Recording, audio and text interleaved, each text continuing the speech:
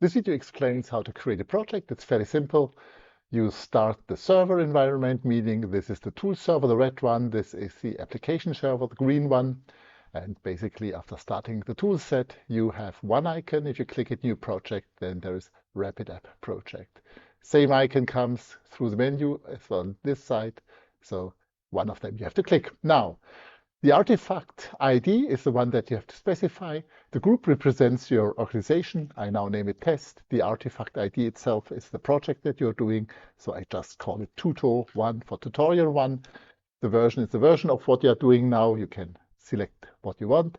And project directory is where you want to place the tool. I now go to C and I create a new directory, tuto projects. And after selecting this project, where is it?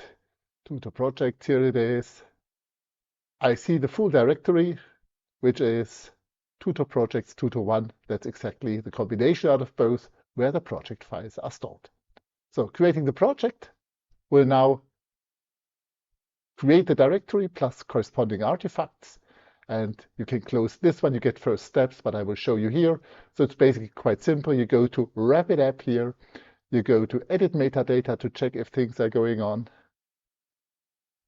First time you open it, it automatically deploys or it automatically creates itself. You get an output of a list, which only is green. So this means, okay, everything is fine. And you may save and generate just to see that it's working. So now you can go. This is the project to start with.